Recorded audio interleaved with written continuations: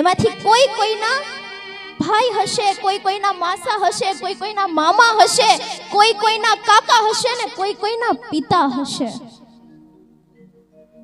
વ્યક્તિ એક છે પણ વ્યક્તિત્વ અલગ અલગ છે. અને આ બધામાંથી મારે આજે વાત કરવી છે પિતા. પી એટલે પિતૃત્વ અને ત્યાગ એટલે ત્યાગની મૂર્તિ કે જેનામાં પ્રેમ, કરુણા, લાગણી, દયા અને સ્વયં ત્યાગની મૂર્તિ છે. એનું નામ પિતા. પિતા એટલે સહારો, પિતા એટલે આશ્રય, પિતા એટલે ઘર, પિતા એટલે અણમોલ છાંયડો, પિતા એટલે મહેનત, પિતા એટલે સહારો અને પિતા એટલે દુનિયાના સૌથી મોટા આશીર્વાદ. એન્કર શ્રીએ સ્ટાર્ટિંગમાં જ કીધું હતું કે આ દુનિયામાં માં વિશે તો ઘણું બધું લખાણું છે. આ દુનિયામાં માં વિશે ઘણું બધું લખાણું છે, ઘણું બધું બોલાણું છે અને ઘણું બધું કહેવાયું પણ છે કે માં તે માં બીજા બધા વગડાના વા. માં અને માતૃભૂમિ એ સ્વર્ગ કરતા પણ ચડિયાતી છે. પણ સાહેબ, જ્યારે દીકરીની વિદાય વેળાએ એ મંડપની કોરે કઠણ હૃદયનો બાપ ઊભો હોય ને, એ બાપ વિશે બહુ ઓછું લખાણું છે આ દુનિયામાં. આ દુનિયામાં જ્યારે આપણે બાપનો હાથ પકડ્યો હોય ને ત્યારે કોઈના બાપની બીક ન લાગે.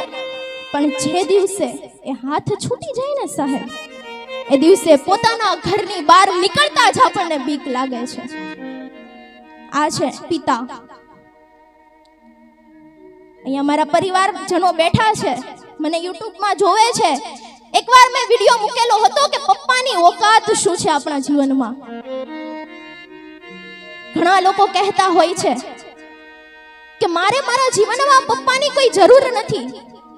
પિતા કોણ છે? હું ખુદ કમાઉં છું, મારું ઘર છે, મારી પત્ની છે, મારા બાળક બચ્ચા છે, મારે પપ્પાની કોઈ જરૂર નથી. ઘણા બધા આવું વિચારતા હોય છે. પણ સાહેબ, તમે જે સોસાયટીમાં રહ્યો છો, તમે જે મકાનમાં રહ્યો છો, એ જ સોસાયટીમાં, એ જ મકાનમાં એકવાર તમે તમારા પપ્પાનો હાથ પકડીને ચાલજો અને એકવાર ચાલજો, ખબર પડી જશે કે પપ્પાની ઓકાત શું છે. જ્યારે એકલા ચાલશો ને ત્યારે કોઈ બોલવાની તો વાત દૂર છે, કોઈ તમારી સામું પણ નહીં જોવે ને. જ્યારે તમે તમારો પપ્પાનો હાથ પકડીને ચાલજો ને, 5 જણા પૂછવા આવશે કે બેટા તું આનો દીકરો છો. આ છે પપ્પાની ઓકાત.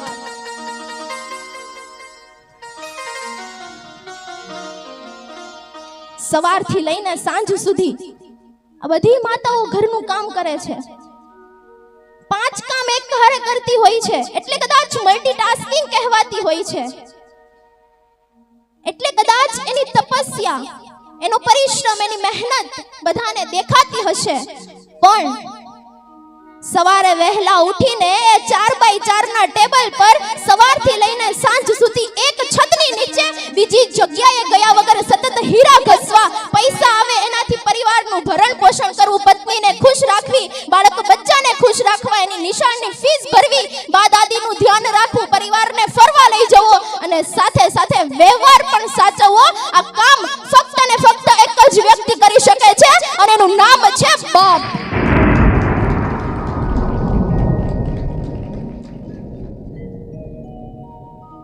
આ મલ્ટીટાસ્કિંગ નથી તો શું છે? દેખાતું નથી. એ ઓફિસની અંદર કામ કરે છે અને માં ઘરે કામ કરે છે. ફરક આટલો જ છે. એટલે જ કદાચ મા બાપને આપણે ભગવાનનો એક સાથ માનીએ છીએ. અને પિતા વિશે મારે કહેવું છે કે પિતા હે તો રોટી મકાન और कपड़ा है. पिता है तो रोटी मकान और कपड़ा है. पिता है तो नन्हे से परिंदों के बड़े आसमान है.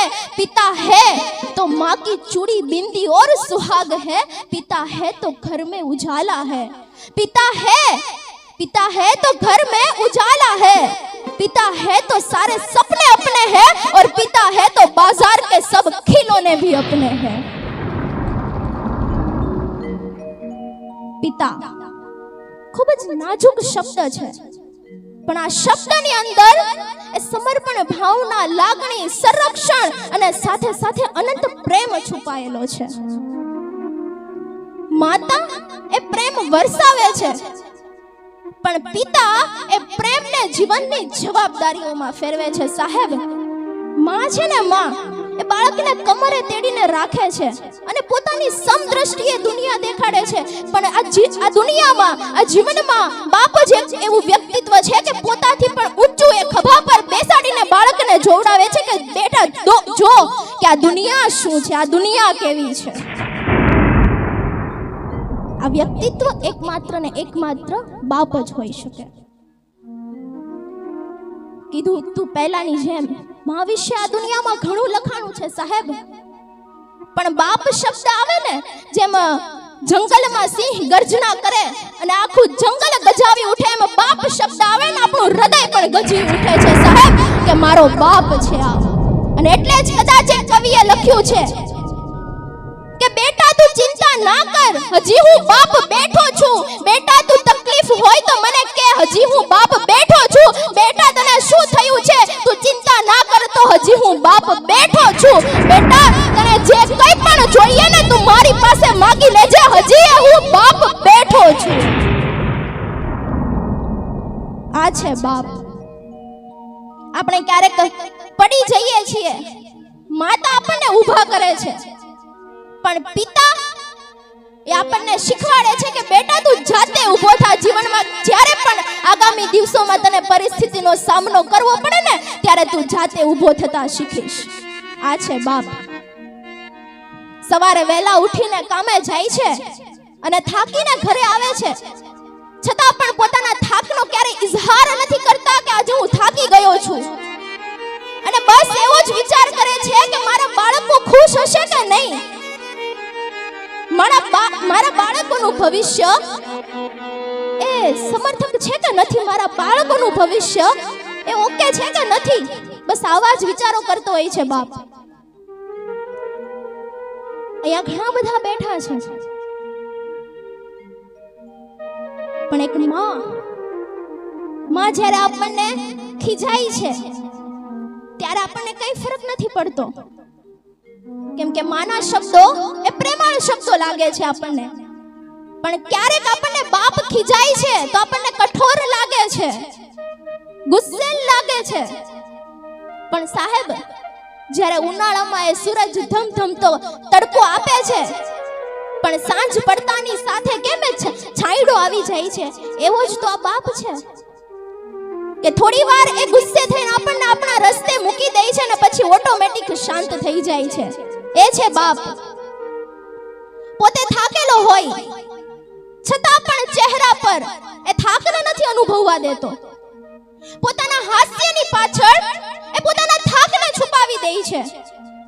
પોતાના સપનાઓનો ત્યાગ કરીને બાળકોના સપનાઓને સાકાર કરવા માટે સતત મહેનત કરે છે. એ સ્વયંભૂ મૂર્તિ બાપની તમે ક્યારેક નિહાળો તો ખરા, કે સવારથી લઈને સાંજ સુધી સતત મહેનત કરે છે, પણ પોતાનું જીવન પોતાના પરિવાર માટે કુરબાન કરી દે છે. ક્યારેય તમે સામે એવું કીધું? તમે જ્યારે પણ એમની પાસે પૈસા માંગો ને તમને ઝટ દઈને આપી દેશે. બાળક એકવાર કહેશે ને કે પપ્પા મારે આ લેવું છે, પપ્પાના પૈસા ભલે ખિસ્સામાં નહીં હોય છતાં પણ એ બાપ એને રમકડું જરૂર લેવડાવી દેશે. પોતે નાનો હોય ને ત્યારે એણે એના બાપને કીધું હશે કે પપ્પા મારે આ લેવું છે. એનું સપનું પૂરું નહીં થયું હોય સાહેબ, પણ એ બાપ એના દીકરા માટે પોતાનું સર્વસ્વ ત્યાગ કરી દે છે. પોતાનું સર્વસ્વ ત્યાગ કરી દે છે. અને બાપ વિશે મારે થોડી ઘણી વાતો છેલ્લે કરવી છે. કવિએ લખ્યું છે કે થાક ઘણો હતો ચહેરા પર, થાક